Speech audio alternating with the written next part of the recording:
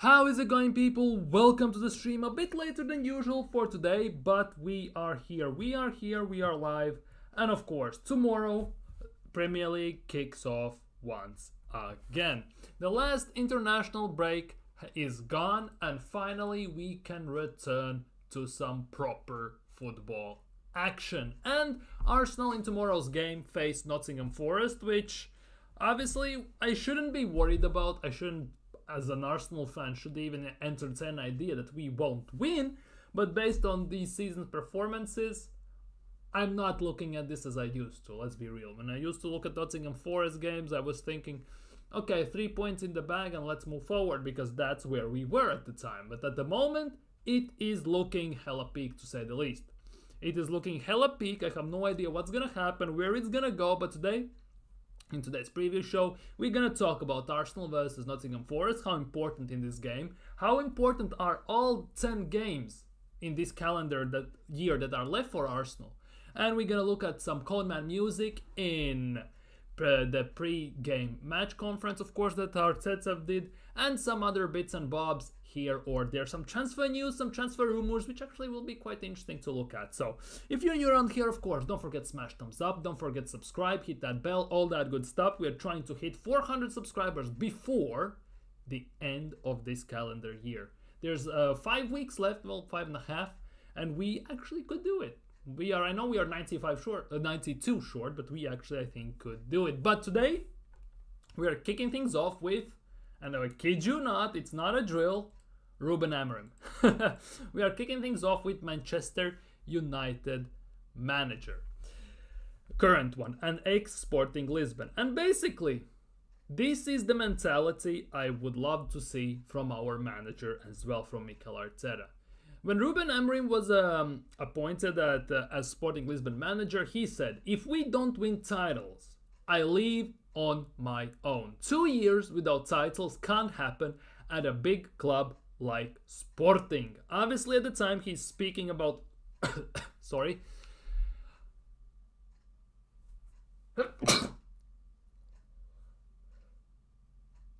Oh my goodness. Oh my goodness. Bless me. He was speaking about Sporting Lisbon, but I would love to see this also at Arsenal, because I would love for Arsenal and Mikel Arteta say the same thing. If we don't win titles, I leave on my own.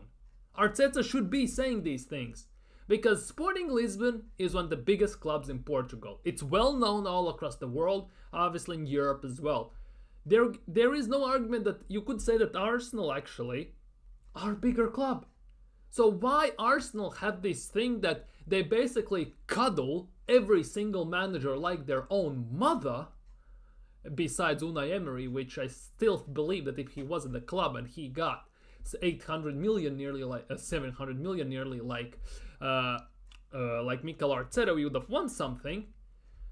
I don't know, because Mikel Arteta should be on the same vibes, but he's happy where he is. He's the second best paid manager in world football, but we don't see any of this attitude for him as the manager. Genuinely, we don't see nada. Our players have more mental strength by saying that we must win titles. Mikel Arteta pretty much says none of this stuff, of course. And big up Marlon in the chat, big up. You made it today. Musiala and Goulet would be great, and Baleba. The thing is, if we sign Musiala and Goulet, it's the big question is, where does that leave Ethan Vanieri? Because either if we sign Musiala or Goulet or Brahim Diaz and players like that, they predominantly play number 10 right wing, number 10 left wing, which again means that what's the point in Ethan Vanieri? And I wouldn't be surprised if that happens. Ethan Vanieri would start to reconsider his future. Genuinely, I wouldn't be surprised at all. But I guess it is what it is at the end of the day. Now, this is something that really caught my eye today. This is a weird one, but bear with me here. Successful ball progressions from mid-third to attacking third for the teams in English Premier League this season. Dominance in flanks, in wings, Arsenal 85.2%, which means we predominantly attack through flanks. Solely. Then it's Chelsea with 77. We are 8 basically 8% ahead. Man City, we are also 8% ahead. Arsenal's central progression is below 2%. Below 2%, Arsenal are playing through the middle. And you could say, oh, it's because of Odegaard's injury and crap like that. Let's be real, it is not. It genuinely is not because of Odegaard. It's the way we play. Because how can we say it's because of Odegaard if we put 46 crosses against Inter Milan? If we cannot create, if we solely rely on Bukayo Saka to do something for us, well, Odegaard is out. How can anyone says it is because of Odegaard? Yes, I get the argument that Odegaard is out, we don't have anyone to play through the middle. I get it. I totally get it. But ultimately, we have seen this for the last few seasons. Arsenal predominantly play the ball to Odegaard, and Odegaard plays it wide to Saka. That triangle of White, Saka, Odegaard is pretty much where I would say about 60 to 70% of our attacks are coming from. Rest of I would say then about 20 to 25 is coming from the left wing, and rest is through the middle. We solely attack pretty much from the flanks. And that cannot continue. And that is not because of Odegaard. That is solely also because we don't have a striker to put the through balls for, to play in who can take a touch and bang it in. We don't have that. As you can see, Arsenal are at the bottom. 2% ball progression through central space. 2%. Twice. 2%. And we pretty much attack through flanks. We have the lowest through the middle central space attacking percentage in the league. Never mind top 6, top 10, and anyone else in the league. And it's actually by a mile if we are honest with ourselves, because Arsenal are at 2%. Next lowest number is 5.6, which is Manchester United, which is bound to change due to Amorim, and for Spurs, but that is Spursy. But besides that, next one is 6%, which is Chelsea, who attack two flanks as well. It's not Odegaard issue, it's Arteta tactical issue. That is actually quite embarrassing. Because, see, Arsenal dominant through flanks, 85.2%. Central ball progression, 2%. How can this be a thing? You know how we all talk about the balance in the team that is off? Defensively our balance is off. Through the midfield our balance is off. We have no bite in the attack. We are toothless because there is no balance. And it shows pretty much here. Because if we had balance, I would say about, for example, 70% goes through wings. And then about near 17% goes through flanks. That would be a more realistic one. But no, not 17, sorry, 7 to 9%, but no. Arsenal plays solely through flanks. That is genuinely embarrassing. Embarrassing to the highest degree. 85.2% attacking dominance through flanks from mid to attacking third. And that is basically Odegaard to Saka. We basically play out to Saka or Martinelli. And Arsenal's central progression is the lowest one in the league, below 2%, which is like 2-3 times less than any other team in the league. It's actually pathetic. Genuinely pathetic. And here it is. People will say it's because of Odegaard's injury, but our central progression fell off a cliff from 22-23 season, when we were playing expansive, attacking, dangerous football, to 23-24 season, when we basically, Arteta shit his pants and we basically went full control defensive style. When you go from Zinchenko, Xhaka, Partey to Kivior, Tomiyasu, Havertz as a center mid and Rice, your progression in the middle suffers because they are not good on the ball, and that is the case. Xhaka could carry the ball, more or less. He can pass the ball. He actually has a decent pass on him. Partey has a decent pass on him. Because let's be real, in this 22-23 season, Partey wasn't injured throughout the whole season pretty much. And he was, we remember the talks, he's on the same level as Rodri, on the same level as Casemiro and stuff like that for some time.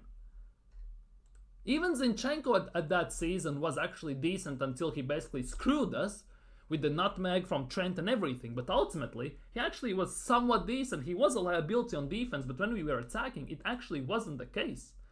Just look. 22-23 season, we basically were attacking in the final third through all the places. It's pretty much evenly balanced out. Final third entry passes on the left on your screen. It's 32 to 35% everywhere.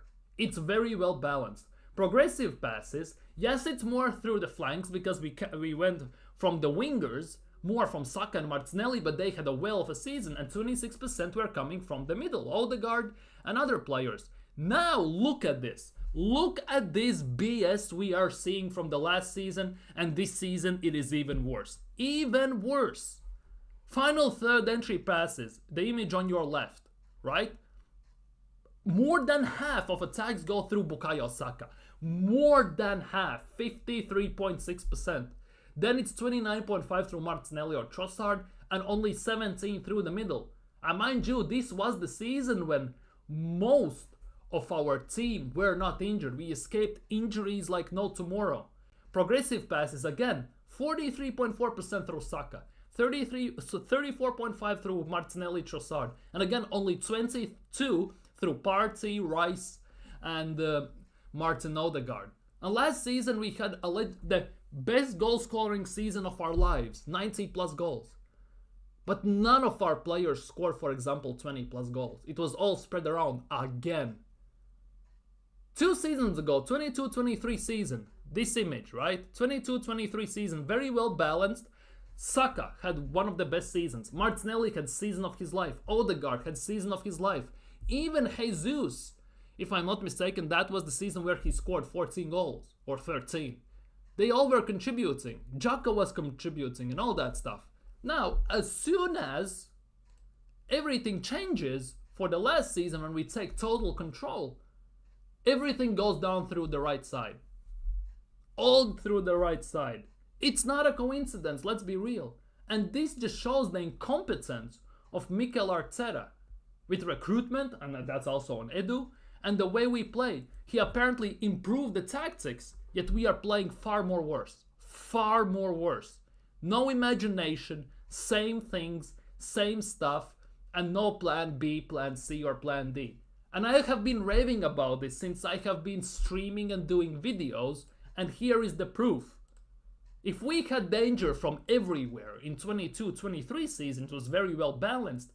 Last season and even this season, mostly it comes from the right, and everyone knows it, and it's no wonder that Saka gets doubled and triple teamed. Then something comes from the left, on occasion, through Trossard or Martinelli. But through the middle, we see nothing pretty much. Genuinely nothing. It's not a coincidence. Let's be honest with ourselves.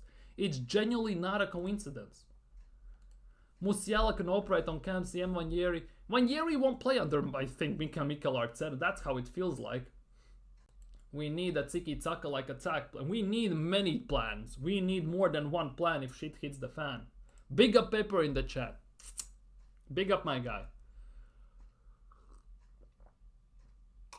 We need Rafinha or Sane to boost our attack. I think we should, to be honest, we could, I wouldn't mind actually putting my money on Kvaratskhelia signing for Arsenal. I wouldn't mind saying that. I want to see someone else.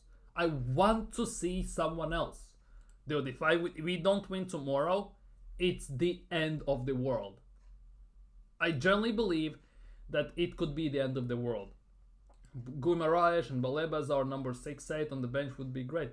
Guimaraes, we are not signing him. Arsenal don't have the ambition. That's the big issue here. Rafinha, Kvicho, or Sane, and Gyökeres, or Vlahovic, Isak. That's the thing. We are naming these guys that could work at Arsenal. The thing is, signing all of these would overall cost around 350 million. I'm not saying Arsenal don't have the money, it's the fact that we just don't spend it. I genuinely believe so. There is a point where we just don't spend it. And it will be like under Arsene Wenger. There will be excuses. Oh, we need to pay off the stadium. Oh, there is FFP, PSR issues. Hence why it again can turn into Wenger days when we become a flea market. We're gonna host a yard sale every single freaking season when we sell our best players. When we sell our best players. And I feel like Calafiori coming back can help us more defensively and more. Depends how he looks. Genuinely depends, because so far we haven't seen much from him. Genuinely, nothing much. And speaking of our best players getting picked off, right? I'm not saying he's the best at the moment, but overall. There are apparently some news, there are some rumors, that Real Madrid, Bayern Munich have asked about Gabriel Martinelli. So let's get first. There's no chance Real Madrid are signing Martinelli. I don't see the reasoning why, first of all. Bayern Munich, I kind of can get it with Coman issues, with Sane potentially leaving and all that stuff. I can see that, but will they spend 70 million on him? I have no idea. Sources are stating that Mikel Arteta believes Martinelli is replaceable if sold for large amount, and they're speculating that 70 million or above would do the job. And this comes back to summer transfer window now. And not specifically window, but these streams we have been doing for some time. If you were here during transfer window, you probably were involved in this discussion with me where we were talking about the left wing and Martinelli specifically.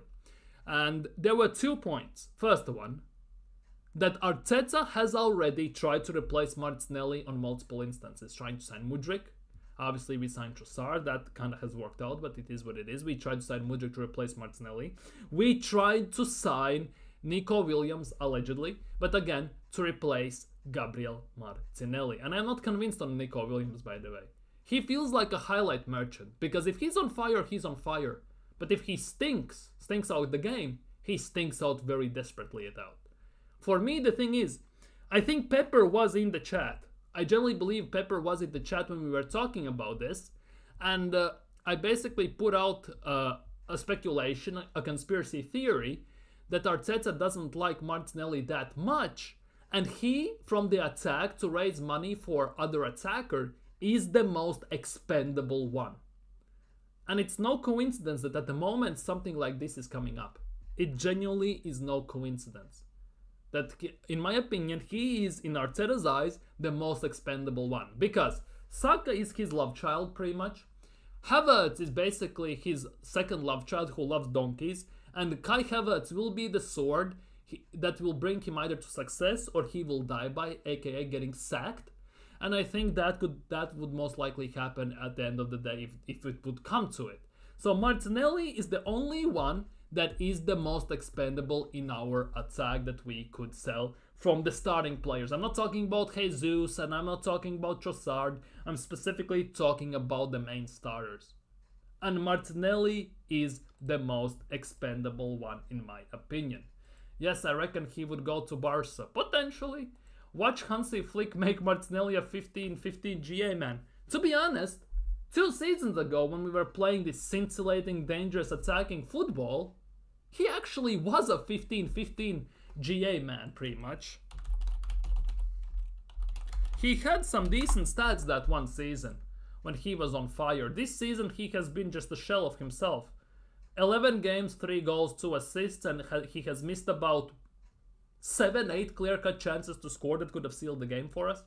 But we digress, basically. We digress. But yeah, Martinelli. Where is it?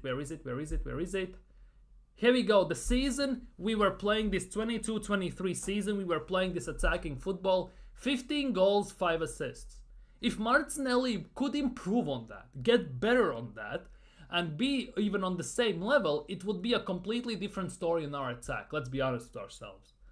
But at the moment, I don't see it happening whatsoever. Yes, it comes down to Martinelli. Yes, it comes down to Arteta's tactics, because he definitely isn't doing any favors to Martinelli playing this style of football, because it's pretty much evident that this style of football doesn't suit Martinelli. This style of football didn't suit for Nicolas Pepe as well, who carried us through Europa League when Arteta just came in. So definitely there could be an argument to be made that Arteta kind of is ruining certain wingers. He has his favorites, and then there are some backup dancers, which they are there, but technically in Arteta's eyes they are not there. They are expendable ones, they can get sold and they can get binned. So I generally feel that about Martinelli.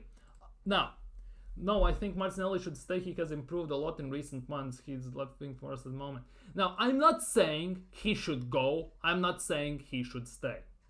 First of all. Second of all, now, this is a deal that most likely could happen if it comes to life only in summer. I don't see it happening in January.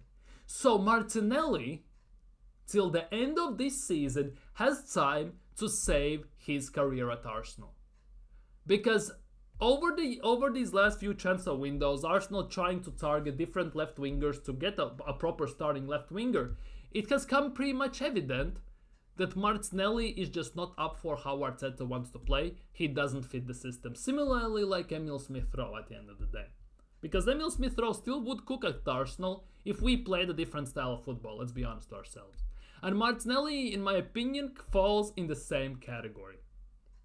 If we played a bit different style like we used to play 2 seasons ago, I generally believe he would be much better, more efficient and more threatening. But the way we are playing at the moment, he has 2 jobs to do. Run down the byline and cross the ball, or maybe run an open space and hope that somebody sees him and passes him the ball so he can try and shoot and score. Basically, that's all he does. And the way when he gets the ball, he puts his head down and then just basically turns on his runners and becomes a road runner. It's just painful to watch, because he gets the ball by defender, tries to outpace him in hopes that he basically gets to the ball and can put in a cross before the ball goes out of play. That's how he mostly does things. And that's why I'm not convinced about Nico Williams as well, because when I watch Atletico Bilbao play, he has the similar thing. Yes, he has better tech on the ball, he can score certain goals, he can take on his opponent, but ultimately he has the same annoying trait that Martinelli has, basically running the ball out of play. And if he wants to play that, I don't want Nico Williams. And that is the thing. No on Nico Williams. Same, I don't want Nico Williams. Throughout the whole transfer window, people were saying, oh, Nico Williams is it, he wants it. I don't want him. I don't like him that much. He had good Euros, obviously. But when you watch him to play for Athletic Bilbao, he basically, every single game is a coin flip. Because you never know what kind of Nico Williams you're gonna get. Either you're gonna get the Nico Williams who you saw in Euros, who is bagging in goals, scoring, who is threatening, who is doing his job and everything, who is basically a threat to the defense every single game, or you gonna get a Nico Williams who basically is a lamppost on the pitch, basically Eddie Nketiah on the wing. You never know. And that's one of the biggest reasons why I don't want him here. Especially since he's from Basque region, he's from Athletic Bilbao. Those players from there almost never leave the team unless you pay him the top dollar. That's why most of these players stay there for all of their careers. For example, his brother, Iñaki Williams, has played there his whole career pretty much. And he's on good money. Nico Williams at the moment already, if I'm not mistaken, is on nearly 150 to 200 grand a week. So if we want to sign him, we would have to pay about 210, 220, if not even more, a week for him. And I think I generally don't want that. That would ruin the whole thing at Arsenal. We already have overpaid bums at the team.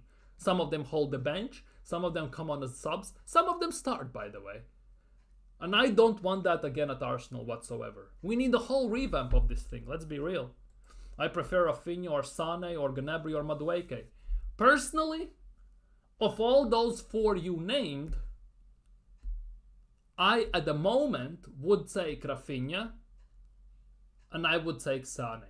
But there's a big but coming. And it's not Kim K. It only depends what system we play. Because currently, we have seen how Rafinha has looked under Xavi and how Rafinha looks under Hansi Flick. We have seen how Rafinha looks under Marcelo Bielsa. The way Hansi Flick plays is very catered to the style how Rafinha loves to play. It's an environment where he thrives. And I strongly believe if we, for example, Martinelli was playing in Barcelona's team at the moment under Hansi Flick, he would be world beater as well. I think obviously there is partial thing on Martinelli that he has regressed in a way. He has a loss of confidence and stuff like that.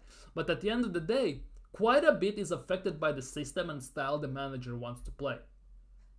Because 2 seasons ago, we saw what Martinelli arguably is capable of when we were playing very expansive, wide, quick pass and move type of football, where Martinelli basically is thriving. He felt like fish in water. He was like hot knife running through butter, basically. He was very comfortable in that football. We saw that. We saw that every single game.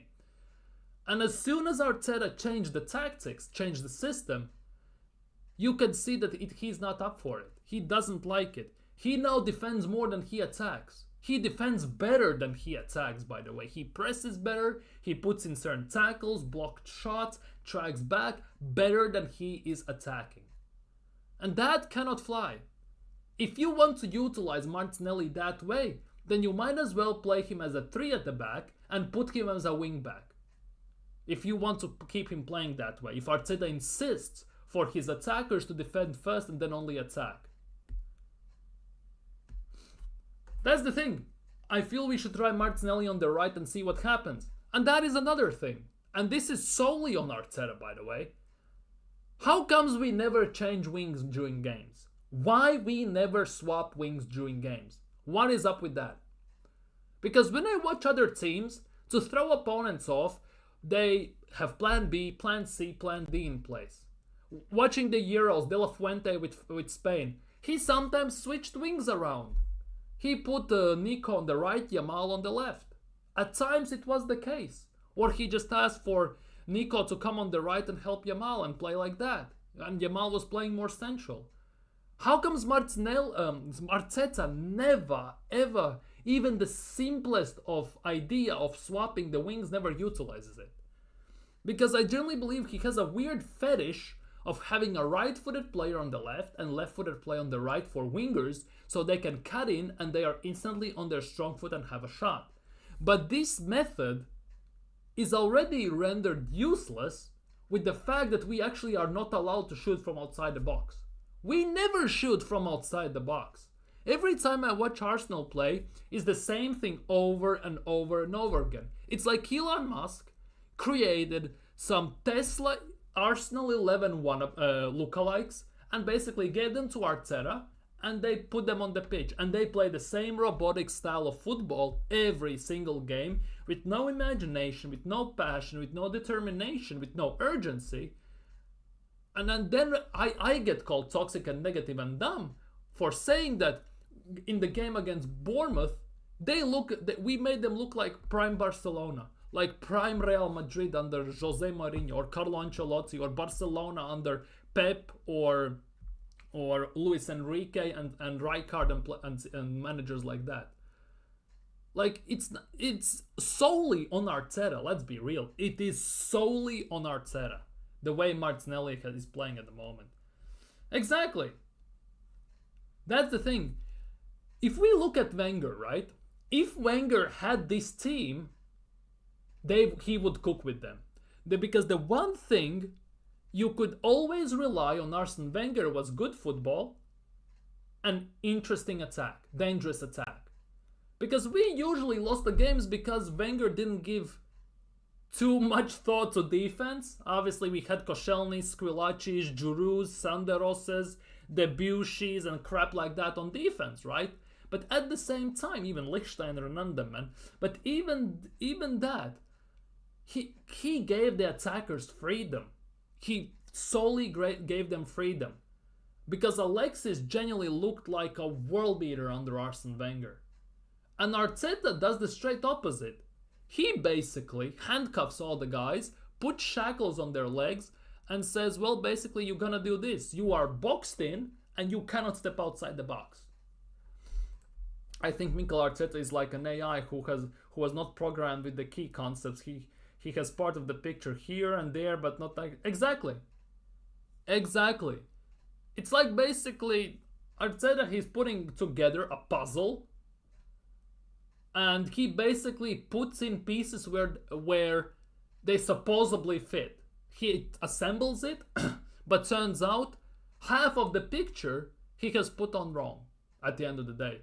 Yes, the pieces are the same size, they're fitting together perfectly, but the image on the pictures don't go together. He has mixed together green with orange instead of green with another green, blue with black instead of blue and lighter blue, yellow with red instead of yellow with, let's just say, another yellow. He has all together mixed them up. The top managers like the top managers like Flick, Peps, Klopps, etc. see the whole picture and do not neglect the key concepts that constitute to the winning. Exactly. Top managers see the players, see their strengths, see their weaknesses, and basically makes the system, makes their tactics revolve around them in a way where, as I say this almost every single goddamn stream because it pisses me off that Arteta doesn't see this, where he highlights the strengths of every single player, and by highlighting the strengths of all the players, he masks the weaknesses from the other players. And it basically is a perfect balance. It's like yin and yang in a sense.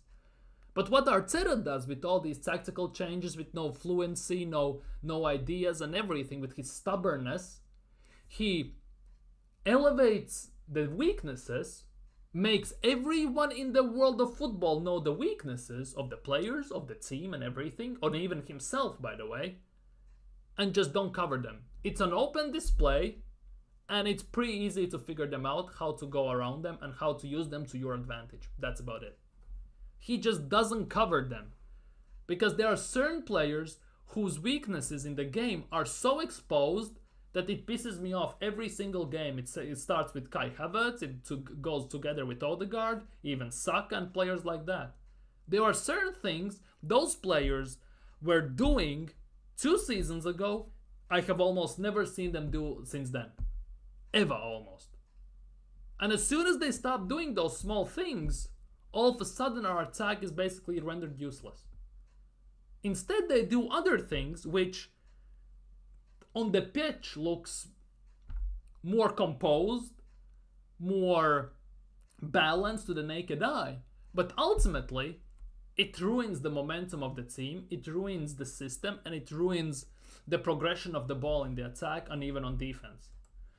We keep getting babied by the small team, bodied basically, by the small teams, and this is not how we win trophies. We need to start cooking these small teams and then focus on winning the big games after. But that is the thing about Arsenal. Under Wenger, not as much as Emery, but still under Emery as well, and even under Mikel Arteta, let's be real. The big games for Arsenal are never a problem, because it doesn't matter what team we have. We are always prepared. Always prepared and ready for these big games. And as soon as we have to play a mid-table team lower end side, we forget to play football. We get space jammed, basically. And it has been a deep-lying issue for Arsenal for, dare to say, decades, pretty much. We can beat and go toe-to-toe with the big teams, but we struggle against the smaller teams. And in the meantime, while we struggle against these smaller teams, we make those smaller teams look like top 6 sides all the time.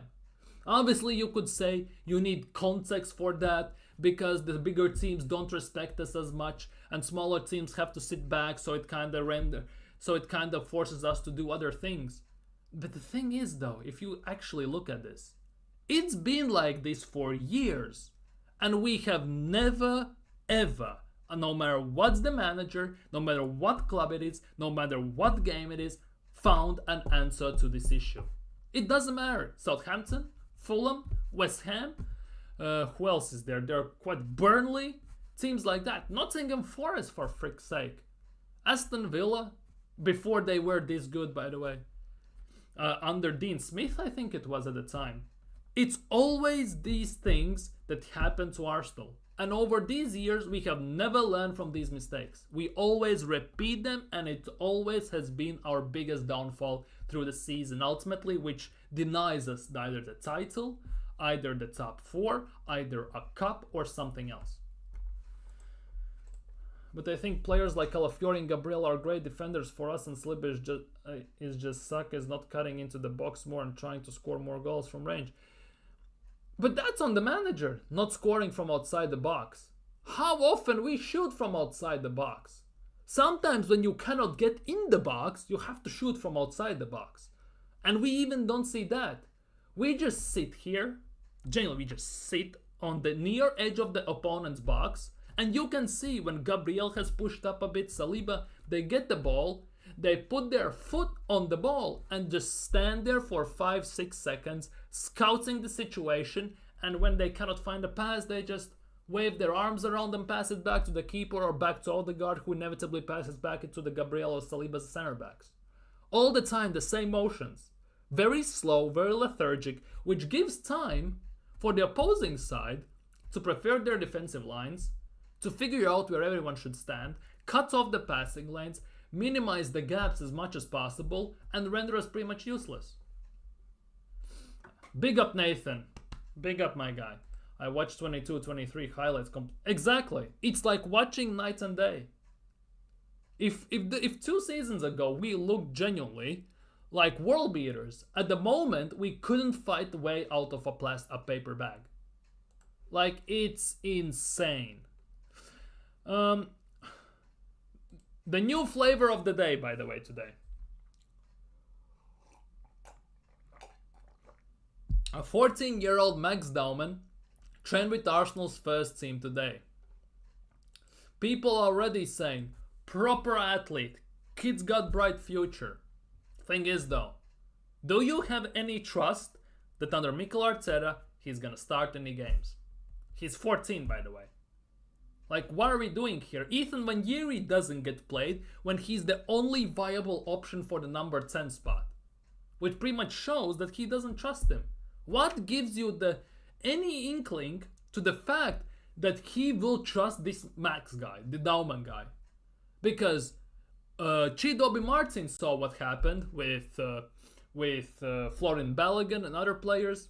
He just pieced the scene, went to United. We, in June 30th, let go 2022 young players from our youth academy. That includes Okonkwo, Rule Walters, players like that, which Kozer Dewberry and stuff like that. Players who easily we could have gotten 2 to 10 million at least for. And if we kind of multiplied that by 20, we could have easily raised 50, 60 million, if not even more. And that could have easily gotten us a proper striker, proper number 8, backup for Saka. We could have signed Olise for that money. We could have signed Eze for that money. We could have actually signed a proper player for that money. But here is the thing, which I say about Arsenal all the time, which happens all the time. If it makes sense, Arsenal basically won't do it. And that's how it is, that's how it's been. And until Kroenke's go, it will most likely stay that way. Until Kroenke's go, all the hierarchy goes, and all the idiots go away. It will most likely remain the same. Exactly, PRFC. It's PR League. It's P Arsenal. It's not Arsenal, it's P Arsenal. That's it. Just play on emotions and feelings because we are a family and everything. How about go win a trophy for once? 5 years, 1 FA Cup, 600 million spent. And let's be real, look what Ruben Amorim said when he signed for Sporting Lisbon. If we don't win titles, I'll leave on my own.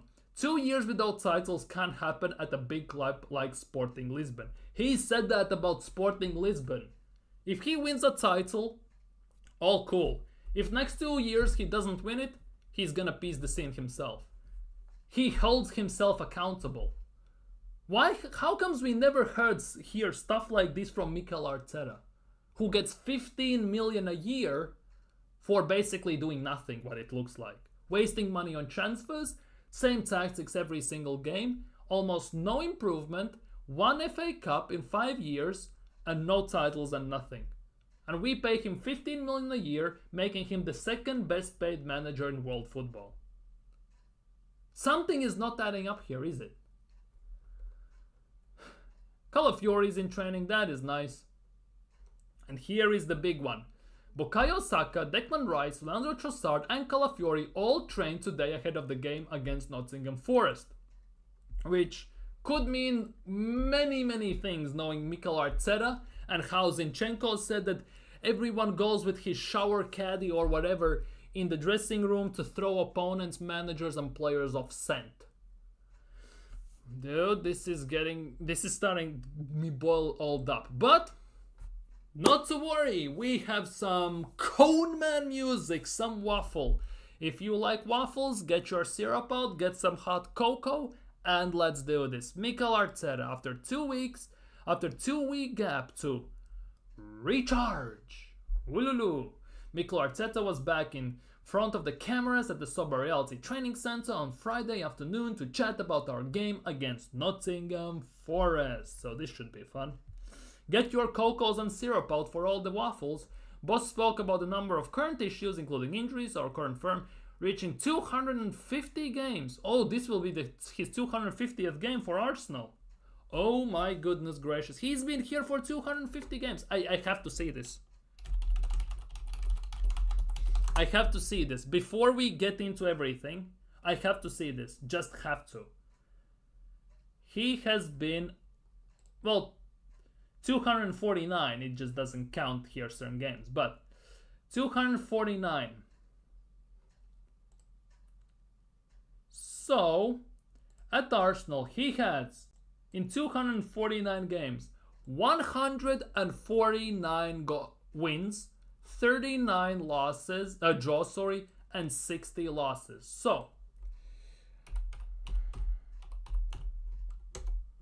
So that is nearly 60% win rate of his games. 60%. Okay.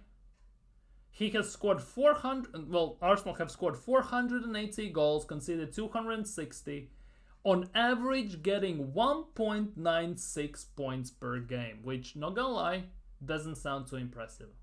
Anyhow, big up Pepper, let's see what the Cone Man is saying today. Haven't had a Cone Man music for 2 weeks.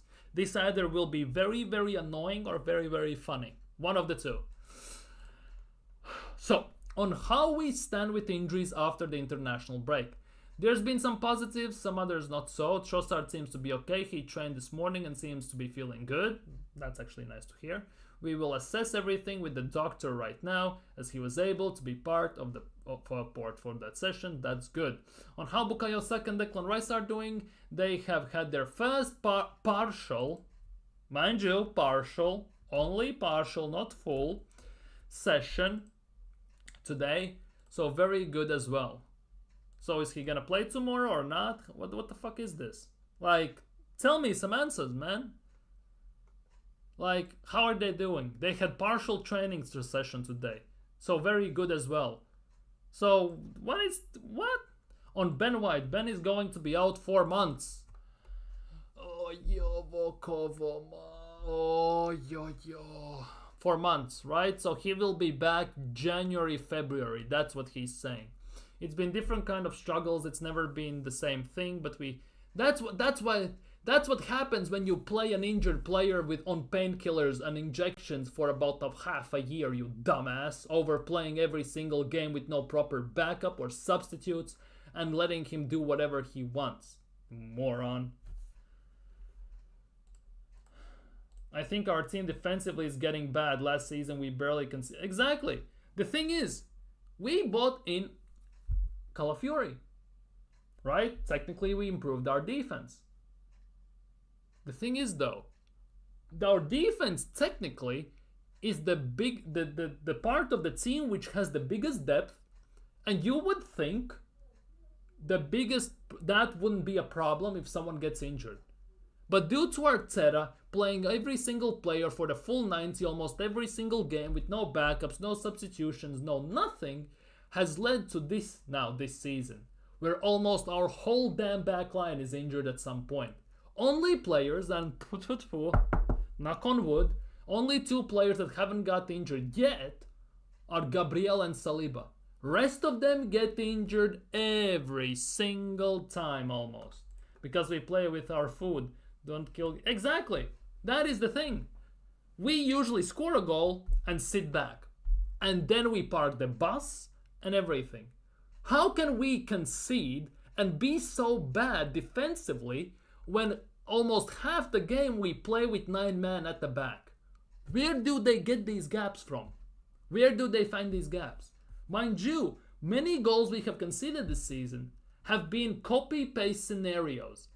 Our defensive line opens up like the sea before Moses, and the pass just goes through. Dan Burn did that when we conceded. Who else was it?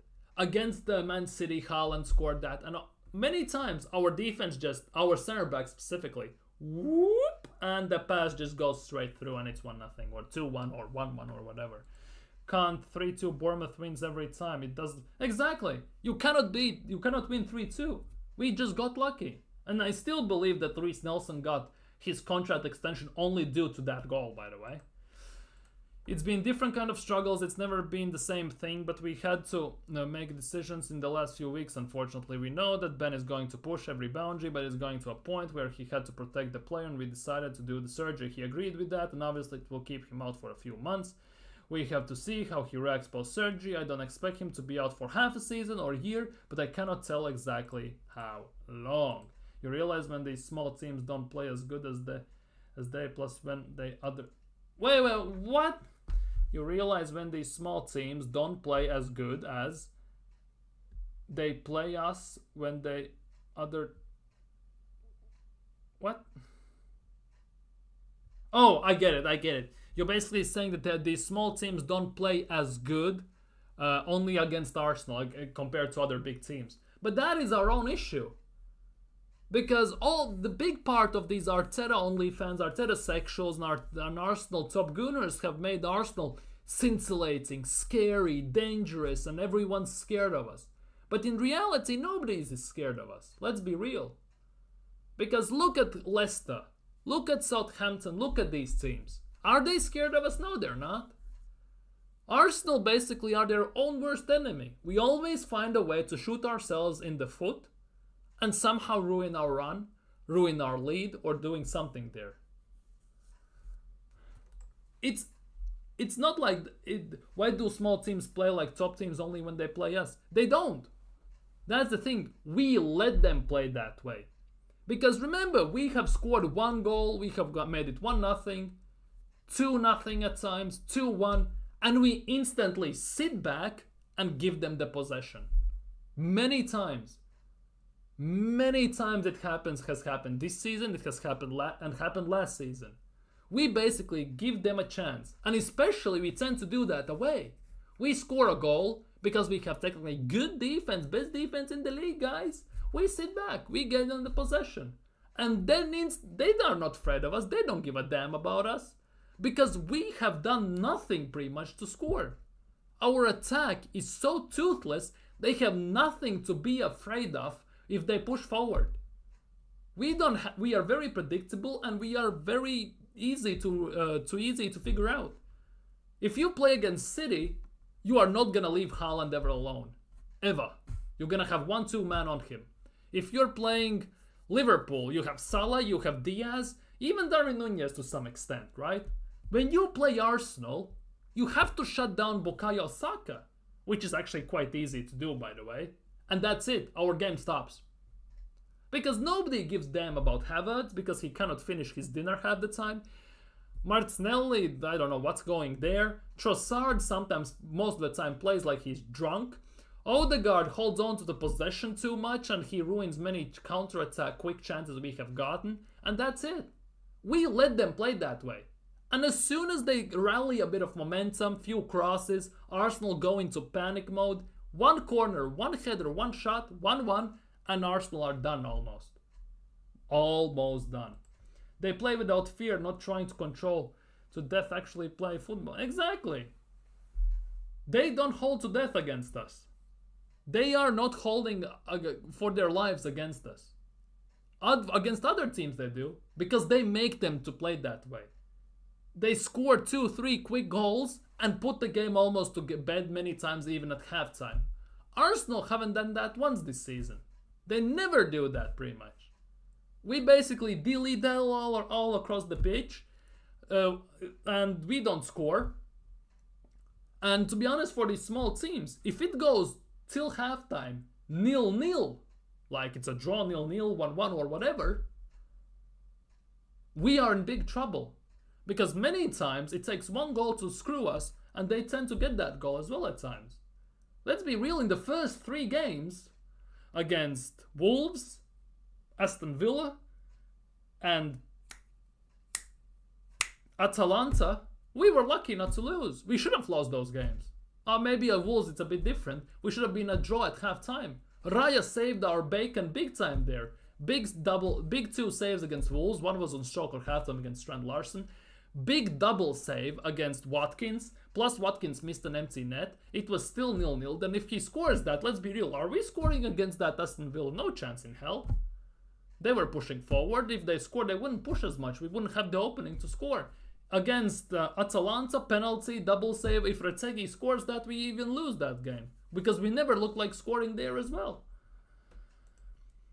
Think teams would play against MSN? Oh, never. Never, never, never. It doesn't matter if it was BBC, Bale, Benzema, Cristiano, MSN, Messi, Suarez, Neymar, and stuff like that. They never play. Like, let's be real. Odegaard and Arteta, PR is the elite. Exactly, it's the elite. We always play good against big teams because they don't fear us. They look at us like they don't... Exactly. They don't have to try hard, and the big teams know how to get us, and they actually go against us, which opens more gaps for us when we attack many times. The small teams, they play low mid-block, and that is Arsenal's kryptonite. 5 at the back, mid-low block. That's it. As soon as they put that out, Arsenal are screwed. Either it's 4-4-2, 5-3-2, 4-5-1 formations. Arsenal are done.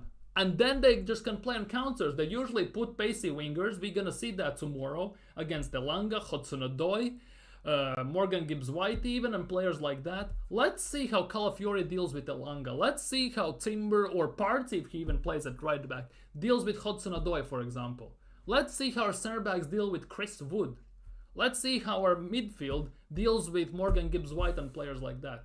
How Havertz deals with Murillo, who is at the moment wanted by Real Madrid or Barcelona by 70 million. Let's see how we deal with that. Because every single time we make our opponents look like prime Barcelona, prime Real Madrid Galacticos and stuff like that. That's why Inter was so impressive. Inzaghi showed up happy for a job but went 1-0 up and put... Exactly. Exactly. They didn't do anything pretty much that game.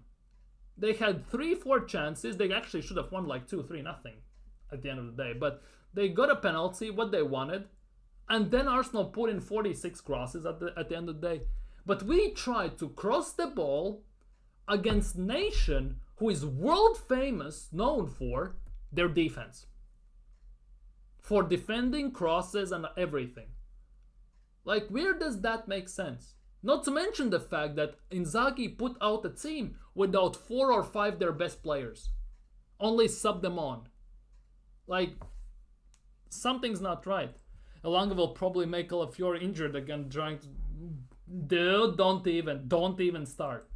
Saka needs to be more harder on lockdown. I love Havertz, but he doesn't finish most of the time. Saka... Exactly. Havertz can't finish. Jesus can't finish, has said himself. Martinelli's confidence is basically down the bin. Trossard half the time plays like he's drunk. If Saka gets double teamed, we are screwed. Odegaard holds on the ball for too much. So ultimately, we have no attack at the end of the day if they do that properly. Mid-block because inverting doesn't... Exactly. It does nothing. What's the reasoning to overpopulate midfield to control more ball if they play mid-block, they pack the midfield, and we have no gaps to pass the ball? How about you overlap then, you dumb idiot? How about you swap wings, overlap, do something else? But Arteta never thinks of that. He's the best Spaniard we know. Nobody's better. But he cannot even think of overlapping. He cannot even think of swapping the wings at times. Nothing. Wanyeri should be starting every game. Wenger would have played Ethan from game. To be honest, if Wenger had Odegaard Wanyeri, if Odegaard got injured, you can bet your sweet ass on it that we would have never seen Merino in a 10, Trossard in a 10, Havertz in a 10, nobody in a 10. It would be Ethan Wanyeri. 100%. We have already seen that. How you been Ramsdale for saying he can't focus but not Jesus? Exactly. How is that fair? On top of that, this Ukrainian politician in Zinchenko in the book writes Arteta's dark arts about throwing everyone off scent like everyone's a dog or something. Are there no repercussions for that as well? Telling his strategies to everyone else in the book. He's freaking 26. What does he have to write book about? He should be in the prime of his career. Yet he cries when he gets nutmegged and holds the bench. Yeah, believe. Believe in what?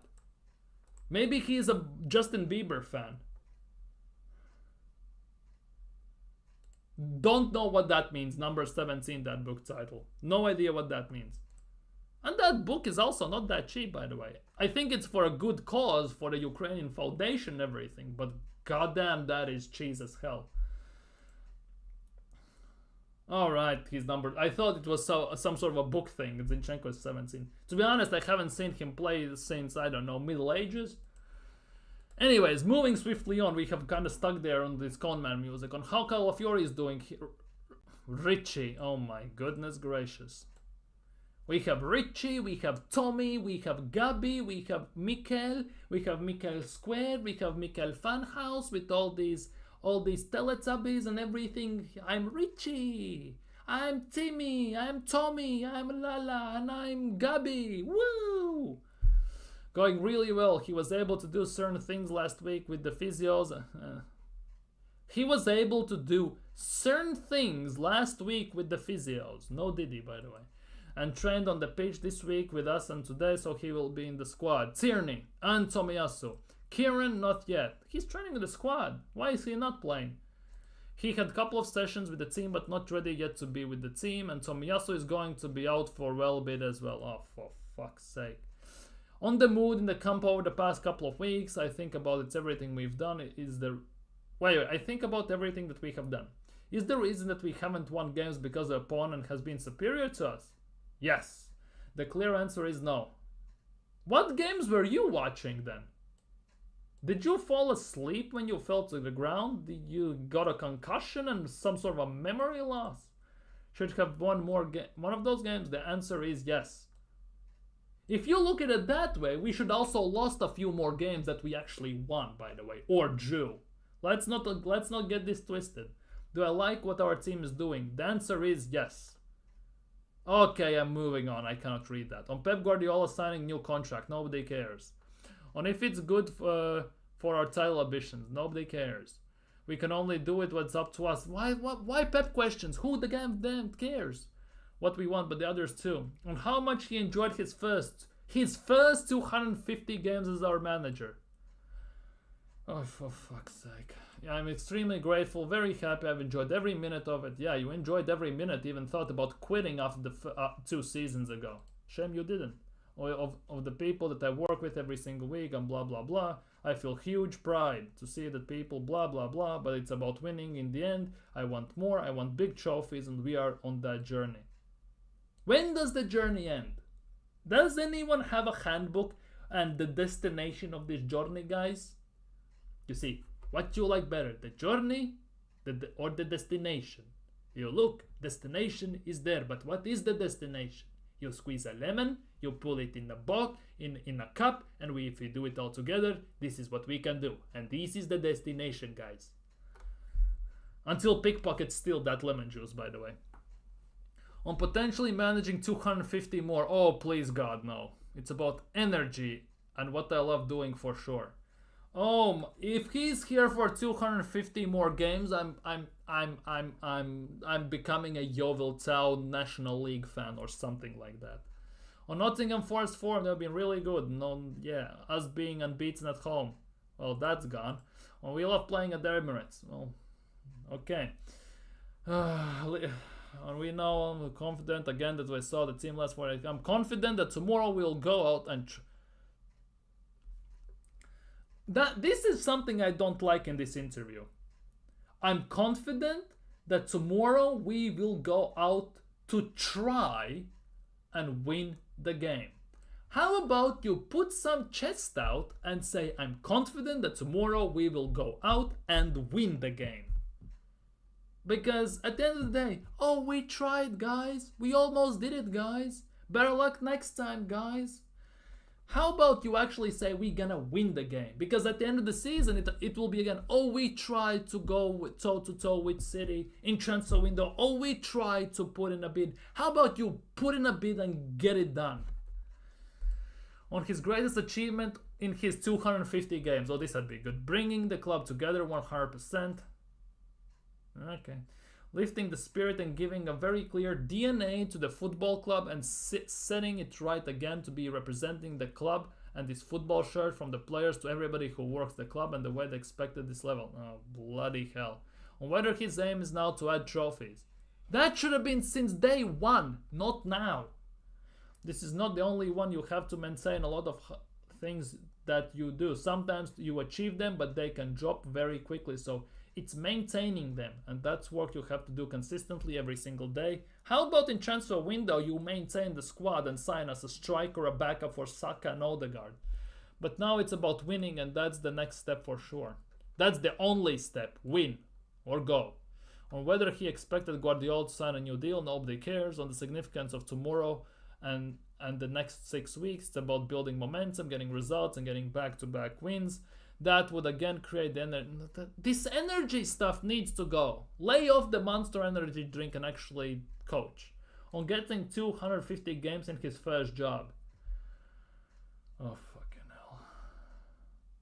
It could have been much shorter. I'm gonna rephrase that. It should have been much shorter. Especially in the world that we live in right now. Yeah. I assume that in this instance he's talking about the pandemic and all that stuff, but based on just manager, if we exclude this pandemic and shit, it should have just been that much less. It's no coincidence. I'm really lucky and hopefully in the last few months on losing White for a couple of months. Okay. We will miss him. But there are a lot of positives as well, because Declan is back, Bukayo is back, Jordan is in a good place because he could not...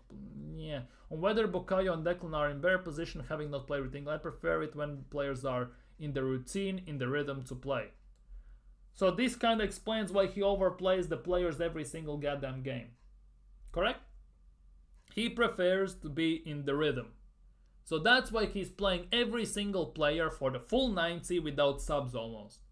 That's why we don't have a backup for Saka, so he can play full 90. So he's in the rhythm. He is gassed by the 30th game week. And ultimately, if he keeps this up and he keeps running him into the ground by 26 or 27, Saka most likely will end his career because he will get too many injuries at a later age. He's already Sir Limps-a-lot or Limpar or Limpaka or Limpsaka or something like that. On trying to avoid further injuries. Oh, bloody hell. Don't even talk about it. Some normality, not everything that has happened lately. But again, it's like everything. There's a lot learned to those experience for yourself and how you can start look consistent. The team hasn't reacted in that way. I really love the experience of going through something difficult with them. Oh, bloody hell. On whether he sees similarities to last season, which improved after a trip to Dubai. Oh, bloody hell. It was not because of Dubai. That would be too simple. It's because I'm looking back at all the games. I look at all the positions in the Premier League and what they're doing just to understand the context that we are in. How about, you see, he says, I'm looking back at all the games.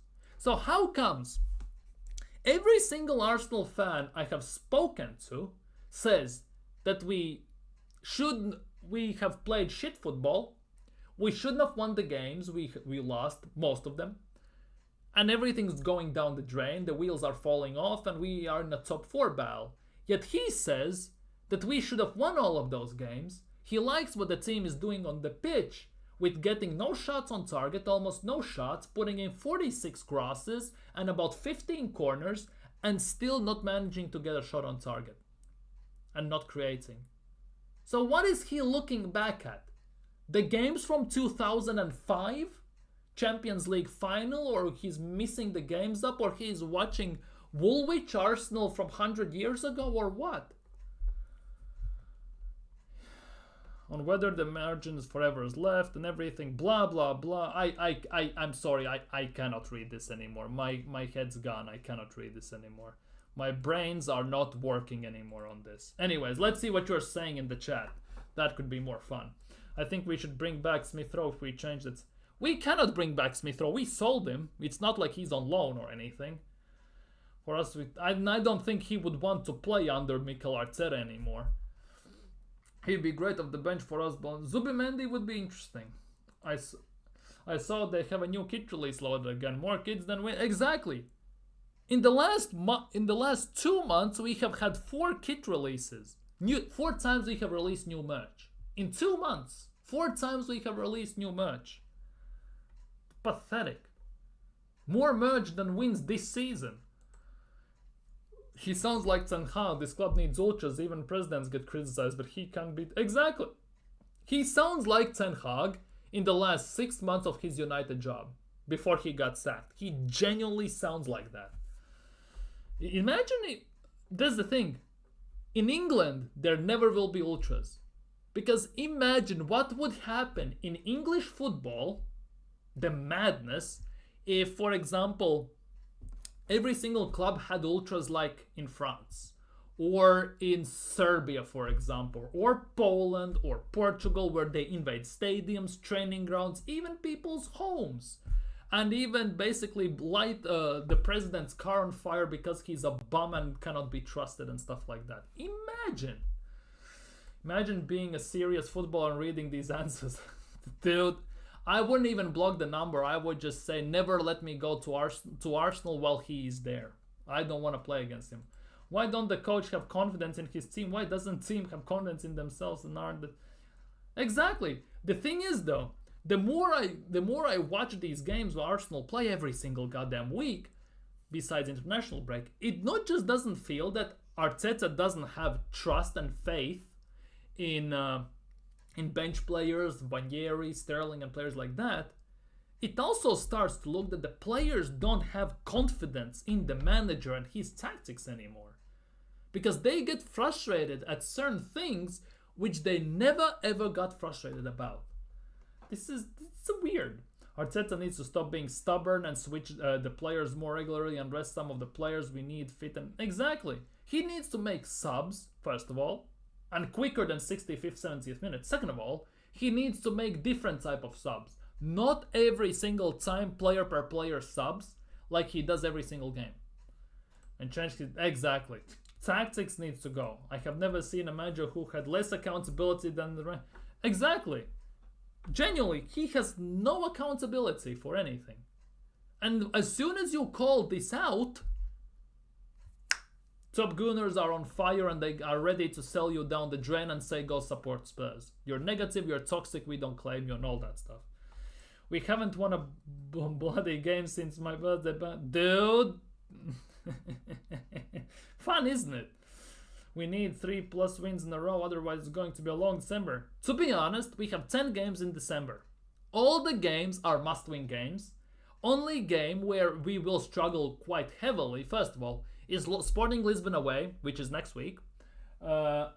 Besides that, every single game from now till the end of this calendar year is a must-win. We have 10 games this year left, and if we want to do anything, we must win all of them.